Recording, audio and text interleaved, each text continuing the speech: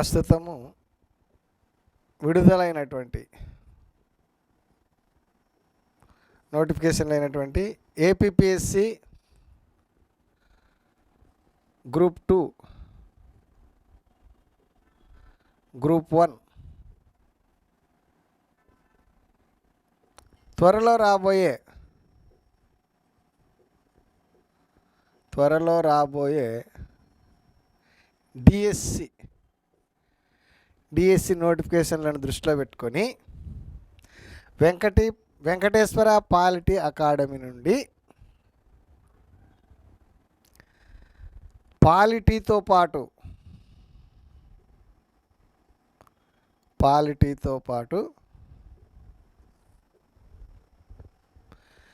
Group 2కు ఉపయోగపడేటువంటి group 2 ప్రిలిమినరీకి సంబంధించినటువంటి preliminary ఎగ్జామ్కు సంబంధించినటువంటి test series Indian society, history, geography, current affairs and mental అబిలిటీకి సంబంధించినటువంటి టెస్ట్ సిరీస్ స్టార్ట్ చేయడం జరిగింది.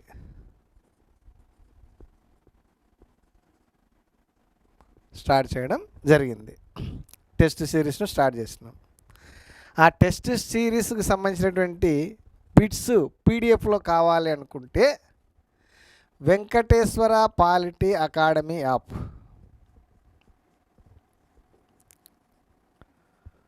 వెంకటేశ్వర పాలిటీ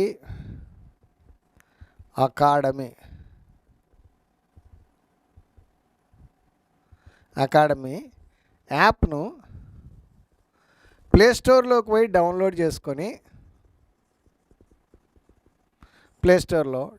చేసుకొని కేవలం 50 రూపాయలు చెల్లిస్తే 1 ఇయర్ వరకు పాలిటీ వీడియోలతో పాటు ఇలాంటి టెస్ట్ సిరీస్లు ప్రతి ఎగ్జామ్కి ఇప్పుడు ప్రిలిమినరీ గ్రూప్ 2కి వస్తున్నాయి, తర్వాత డిఎస్సికి సంబంధించినటువంటివి కంటిన్యూగా టెస్ట్ సిరీస్ మీకు 1 ఇయర్ వరకు వస్తూనే ఉంటాయి. కరెంట్ అఫైర్స్ అన్ని రెగ్యులర్గా కరెంట్ అఫైర్స్ అన్ని 1 ఇయర్ వరకు వస్తూనే ఉంటాయి. అలా కాకపోయినా కూడా మీరు 50 రూపాయలు ఎందుకులే అనుకుంటే వెంకటేశ్వర పాలిటీ అకాడమీ యూట్యూబ్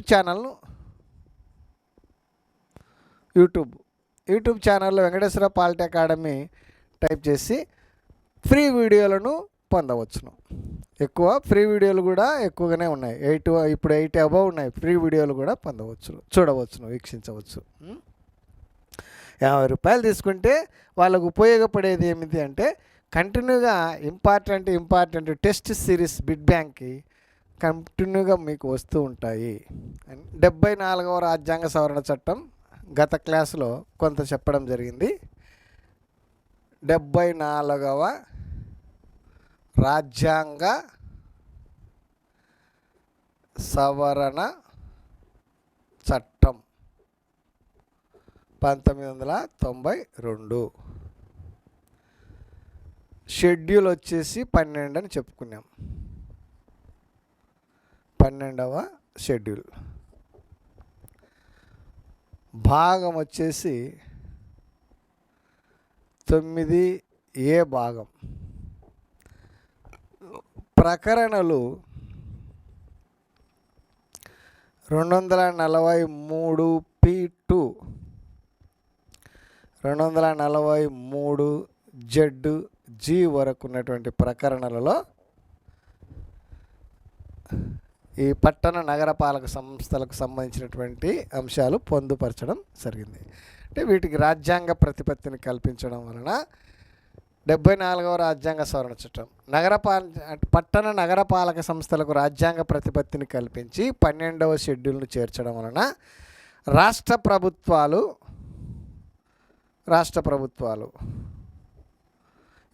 ప్రభుత్వాలు ఈ పట్టణ నగరపాలక సంస్థలకు 18 అంశాలపై అధికారాలను బదిలీ చేయవలసి ఉంటుంది.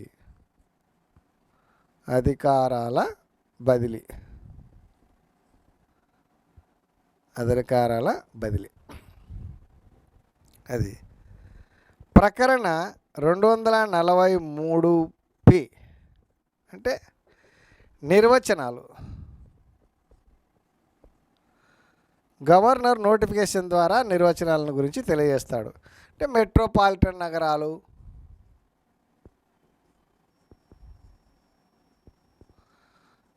నగరాలు, మున్సిపల్ కౌన్సిల్,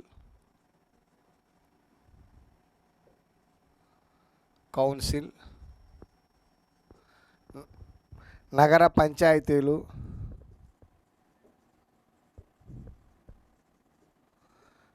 పంచాయతీలు, టౌన్షిప్లు,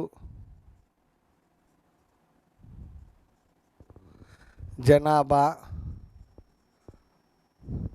ఇలా నిర్వచనాలను గురించి గవర్నర్ నోటిఫికేషన్ ద్వారా తెలియజేయడం జరుగుతుంది. నెక్స్ట్ ప్రకరణ 243Q వ్యవస్థాపనం.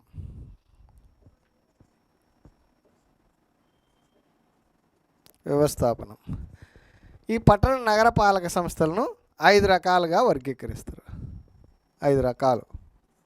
అవి నిన్న ఎక్స్ప్లెయిన్ చేయడం కూడా జరిగింది. మెట్రోపాలిటన్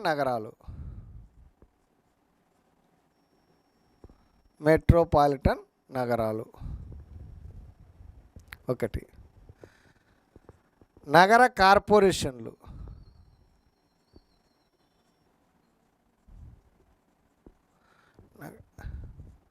మున్సిపాలిటీలు,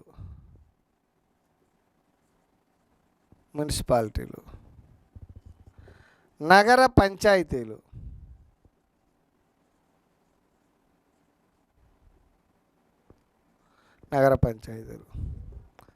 5 టౌన్షిప్లు.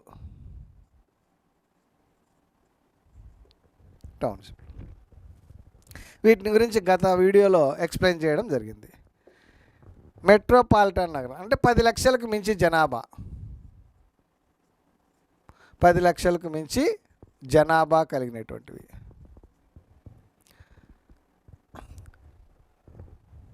దీనికి అధిపతి మేయర్.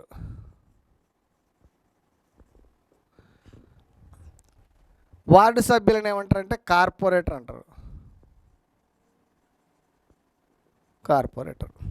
ఇక్కడ కూడా 3 లక్షలకు మించి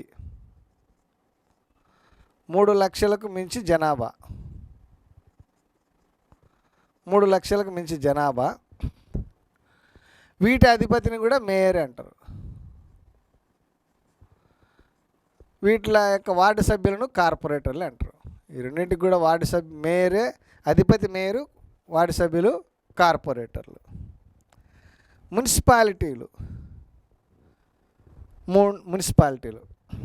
25 లక్షల కంటే అబౌవ్, 25,000 కన్నా ఎక్కువ జనాభా ఉన్న వాటిలో ఏర్పాటు చేస్తారు మున్సిపాలిటీలు. వీటి యొక్క అధిపతి వచ్చేసి చైర్మన్. వార్డు సభ్యులను ఏమంటారంటే కౌన్సిలర్లు అంటారు.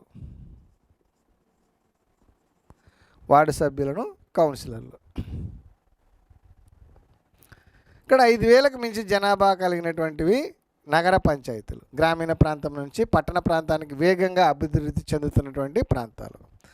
గ్రామీణ ప్రాంతం నుంచి పట్టణ ప్రాంతాలకు వేగముగా అభివృద్ధి చెందుతున్నటువంటి ప్రాంతాలు ఇవి.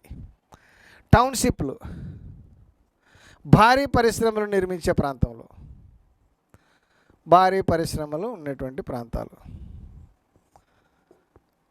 రాష్ట్ర ప్రభుత్వాలు BHEL example, Bharat heavy electricals limited, Patancheru, Hyderabad. ఇవి 5 రకాల నగరపాలక సంస్థలు.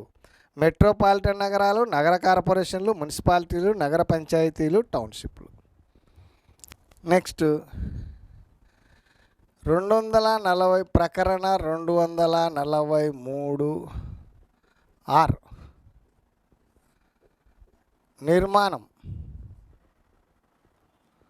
నిర్మాణం. పట్టణ నగరపాలక సంస్థల యొక్క నిర్మాణం. పైన వివరించినటువంటి 5 రకాల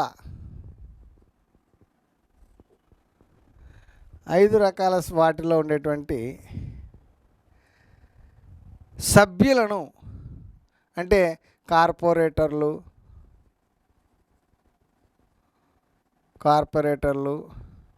కౌన్సిలర్లు,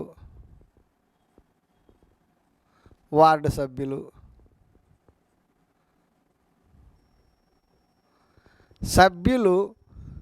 ప్రజల చేత ప్రత్యక్ష పద్ధతిలో ఎన్నుకోబడతారు.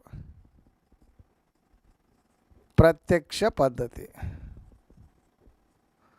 ఈ ప్రత్యక్ష పద్ధతిలో ప్రజల చేత ఎన్నుకోబడతారు. 5 రకాల ఉండేటువంటి పైన వివరించినటువంటి 5 రకాల నగర పాలక సంస్థలలో సభ్యులు మాత్రం ప్రత్యక్షంగా, అయితే వాటి యొక్క అధిపతులు మాత్రము పరోక్ష ఎన్నిక, పరోక్ష పద్ధతిలో ఎన్నుకోబడతారు. పరోక్ష పద్ధతిలో ఎన్నుకోబడతారు అధిపతులు. మేయరు, చైర్మన్లు, మున్సిపల్ చైర్మన్లు, పంచాయతీ అధ్యక్షుడు, సమితి అధ్యక్షులు, వీళ్ళంతా పరోక్ష పద్ధతిలో ఎన్నుకోబడతారు. వార్డు సభ్యులు, కార్పొరేటర్లు, కౌన్సిలర్లు, వార్డు సభ్యులు వీళ్ళందరూ కూడా ప్రత్యక్ష పద్ధతిలో మామూలుగా ప్రజల చేత ఎన్నుకోబడతారు. నెక్స్ట్ ప్రకరణ 243 ఎస్, వార్డుల ఏర్పాటు.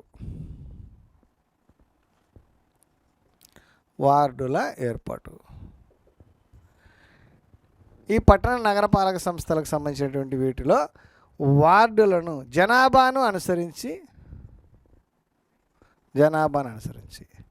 ఈ మెట్రోపాలిటన్ నగరాలలో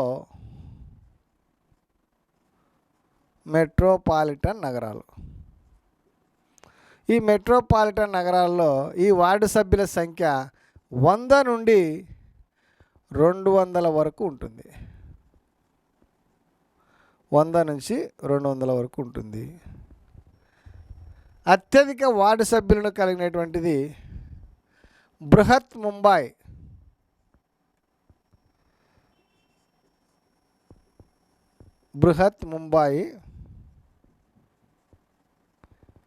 నగర కార్పొరేషన్. బృహత్ ముంబై నగర కార్పొరేషన్ 228 వార్డు సభ్యులను కలిగి ఉంది. బృహత్ ముంబై నగర కార్పొరేషన్ అత్యధిక వార్డు సభ్యులను కలిగినటువంటి నగర కార్పొరేషన్లు.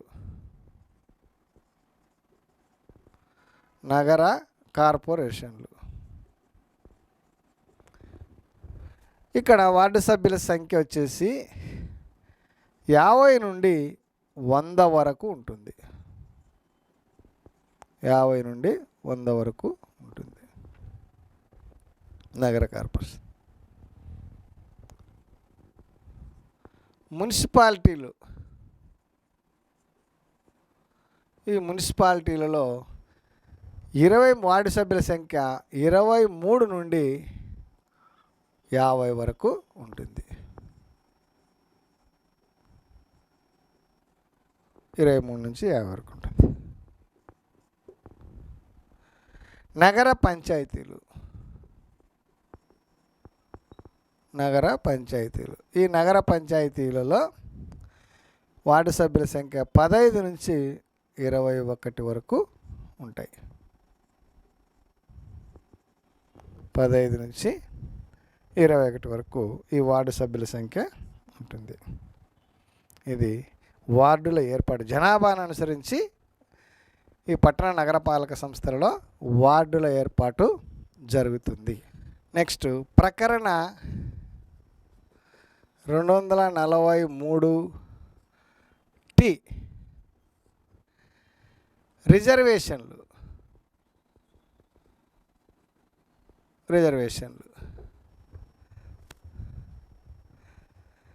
ఈ రిజర్వేషన్లు వార్డు సభ్యులకు సంబంధంగా వీరు కానీ ఏదైనా రిజర్వేషన్లు వచ్చేసి ఎస్సీ ఎస్టీలకు వారి జనాభా మేరకు ఆయా శాతాలలో రిజర్వేషన్లు కల్పించబడును. బీసీలకు మాత్రము ఏపీటీఎస్లో 34% రిజర్వేషన్లు కల్పించడం జరిగింది బీసీలకు. మహిళలకు 50% ఇది పట్టణ నగరపాలక సంస్థల్లో రిజర్వేషన్లు 50% కేటాయించడం జరిగింది. ఏపీ అండ్ టీఎస్తో సహా 16 రాష్ట్రాలలో 50% మహిళలకు సీట్లను కేటాయించడం జరిగింది.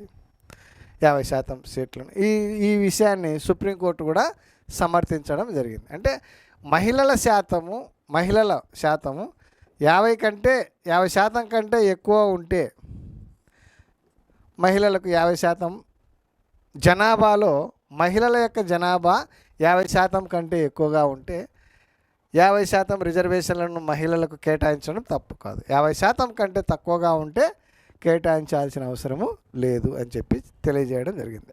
మహిళలకు 50%, ఎస్సీ ఎస్టీలకు వారి జనాభా మేరకు, బీసీలకు 34%, మహిళలకు 50%, ఏపీటీఎస్తో సహా 16 రాష్ట్రాలలో మహిళలకు ఈ విధంగా రిజర్వేషన్లు కేటాయించడం జరిగింది.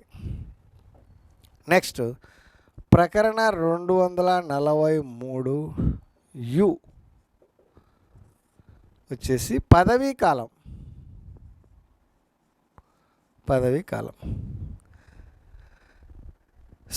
అన్ని రకాల స్థానిక సంస్థల యొక్క అధిపతులు మరియు వార్డు సభ్యులు, కార్పొరేటర్లు వీళ్ళందరి యొక్క పదవీ కాలం సాధారణంగా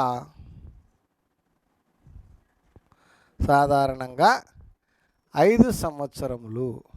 పదవీ కాలం 5 సంవత్సరములు. ఏదైనా కారణం చేత ఆ స్థానిక ఈ పట్టణ నగరపాలక సంస్థల్లో ఖాళీలు ఏర్పడితే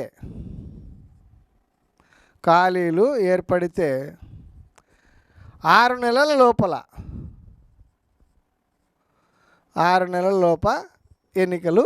ఉప ఎన్నికలు జరపవలసి ఉంటుంది. ఈ ఉప ఎన్నికల ద్వారా అంటే 6 నెలల లోపల ఉప ఎన్నికలు జరపవలసి ఉంటుంది. ఈ ఉప ఎన్నికల ద్వారా ఎన్నికైనటువంటి ఈ ప్రజాప్రతినిధులు మిగిలిన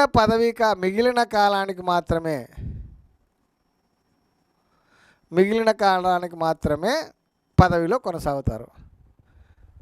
సపోజ్ ఏదైనా ఒక సంస్థకి ఎన్నికైనటువంటి సభ్యుడు 3 సంవత్సరాలలో ఏదైనా అనివార్య కారణాల వలన 3 సంవత్సరాల్లో ఖాళీ ఏర్పడితే ఇంకా మిగిలినది 2 సంవత్సరాలు కాబట్టి ఆ 2 సంవత్సరాలు మాత్రమే ఉప ఎన్నిక ద్వారా ఎన్నికైనటువంటి ప్రతినిధి అధికారంలో కొనసాగుతాడు.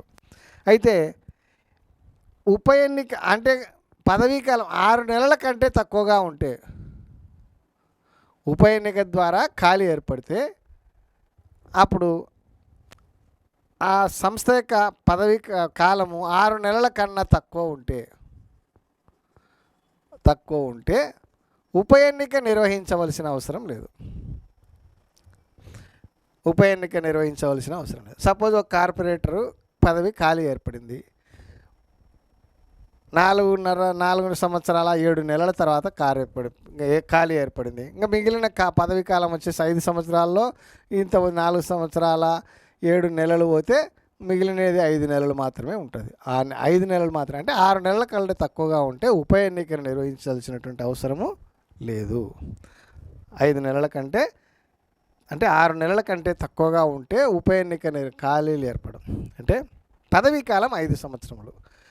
ఖాళీలు ఏర్పడితే ఉప ఎన్నిక 6 నెలల లోపల జరపాలి. ఉప ఎన్నిక ద్వారా ఎన్నికైనటువంటి ప్రతినిధులు మిగిలిన పదవి కాలానికి మాత్రమే పదవిలో కొనసాగుతారు.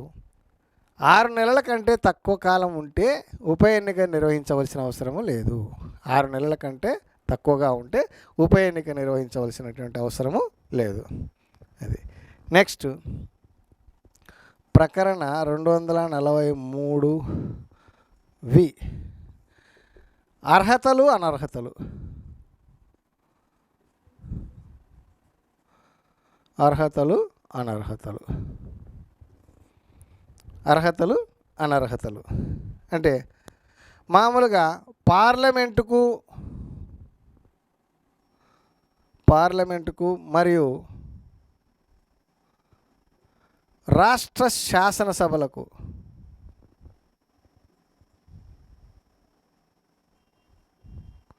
ఎన్నికే అభ్యర్థులకు ఉండవలసిన అర్హతలన్నీ కూడా వీరికి కూడా ఉండవలసి ఉంటుంది. రాష్ట్ర ప్రభుత్వం నిర్ణయించిన మేరకు డిపాజిట్ చెల్లించవలసి ఉంటుంది.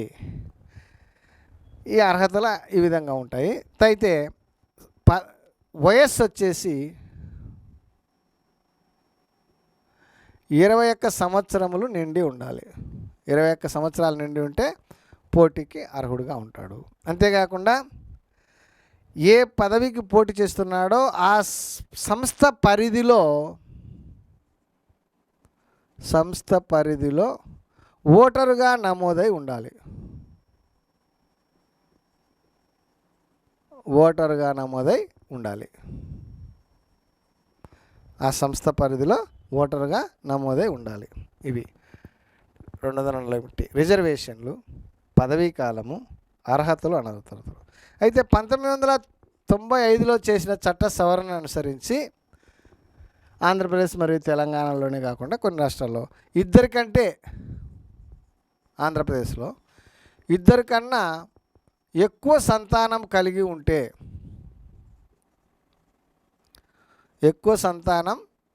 ఉంటే స్థానిక సంస్థల ఎన్నికల్లో పోటీ చేయడానికి అనర్హులు. స్థానిక సంస్థల్లో పోటీ చేయడానికి అనర్హులు అని చెప్పేసి సుప్రీంకోర్టు దీనిని సమర్థించింది. ప్రభుత్వాలు చేసినటువంటి చట్టాన్ని సుప్రీంకోర్టు కూడా సమర్థించడం జరిగింది.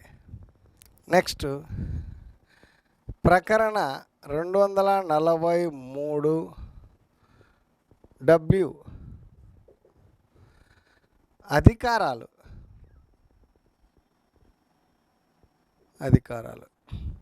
74వ రాజ్యాంగ సవరణ చట్టం ప్రకారము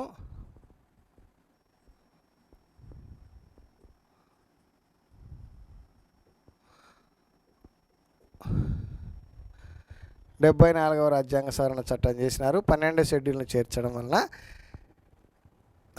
పట్టణ నగరపాలక సంస్థలకు 18 అంశాలపైన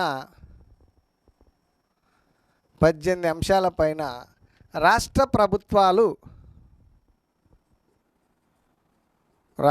ప్రభుత్వాలు అధికారాలను బదిలీ చేయవలసి ఉంటుంది.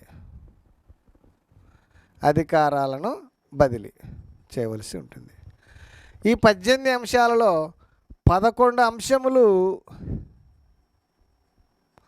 ఖచ్చితంగా నెరవేర్చాలి. మిగిలినటువంటి 7 అంశాలు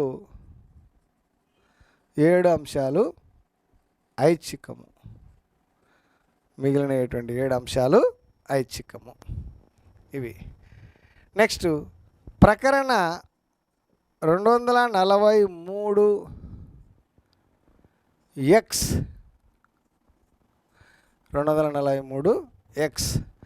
ఆదాయాలు.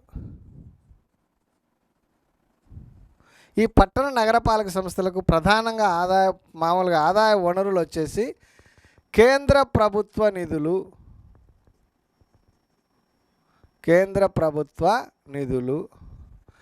రాష్ట్ర ప్రభుత్వ నిధులు, కేంద్ర ప్రభుత్వ నిధులు, రాష్ట్ర ప్రభుత్వాల నిధులు, అద్దెలు, అమ్మకాలు. ఈ అద్దెలు అమ్మకాల ద్వారా లభించేటువంటివి. ప్రధాన ఆదాయ వనరు వచ్చేసి పట్టణ నగరపాలక ప్రధాన ఆదాయ వనరు పన్నులు. అంటే ఇంటి పన్ను, నీటి పన్ను,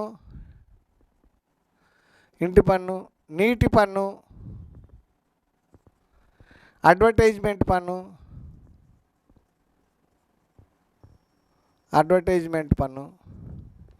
ఏదైనా నిర్మాణాలు చేపడితే ఆ నిర్మాణాల యొక్క అనుమతులకు పన్ను, ఇలాంటి పన్నుల ద్వారా అంటే ప్రధాన పట్టణ నగరపాలక సంస్థలకు ప్రధాన ఆదాయ వనరు ఏమిటి అంటే పన్నులు. ప్రధాన ఆదాయ వనరు పన్నులు. ప్రధానంగా ఆదాయ వనరులు వచ్చేసి పన్నులు. ఇవి ఆదాయం. నెక్స్ట్ ప్రకరణ 243 రాష్ట్ర ఆర్థిక సంఘం. ఆర్థిక సంఘం ఇక్కడ 73వ రాజ్యాంగ సవరణలో చట్టంలో పేర్కొన్నట్టే అక్కడ రాష్ట్ర ఆర్థిక సంఘం వచ్చేసి 243 ఇక్కడ 243 ఈ రెండు రాష్ట్ర అంటే రాష్ట్ర ప్రభుత్వాలు ఈ పట్టణ నగరపాలక సంస్థలకు కేటాయించవలసిన నిధులను గురించి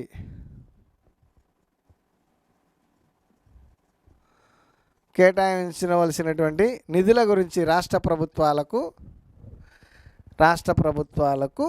సూచనలు చేస్తుంది రాష్ట్ర ఆర్థిక సంఘం. అంటే ఈ పట్టణ నగరపాలక సంస్థలకు రావలసినటువంటి నిధులకు సంబంధంగా రాష్ట్ర ప్రభుత్వాలు కేటాయించవలసిన నిధులకు సంబంధంగా రాష్ట్ర ప్రభుత్వాలకు సూచనలు చేస్తుంది. కేంద్ర ప్రభుత్వం నుంచి ఏదైనా రావలసినటువంటి గ్రాంట్లు ఉంటే కేంద్ర ఆర్థిక సంఘానికి కూడా తన నివేదికను పంపిస్తుంది. రాష్ట్ర ప్రభుత్వాలకు అడిగినట్టు కేంద్ర ప్రభుత్వాన్ని కూడా ఆర్థిక వనరులను సమకూర్చే విషయంలో ఈ పట్టణ నగరపాలక సంస్థలకు కేటాయించవలసిన నిధులను గురించి కేంద్ర ఆర్థిక సంఘానికి రాష్ట్ర ఆర్థిక సంఘము ఇక్కడ ఉండేటువంటి రాష్ట్ర ఆర్థిక సంఘం వచ్చేసి రాష్ట్ర ప్రభుత్వాలకు ఈ పట్టణ నగరపాలక సంస్థలకు ఆర్థిక వనరుల కేటాయింపుపై రాష్ట్ర ప్రభుత్వాలకు తగిన సూచనలు సలహాలను ఇస్తుంది.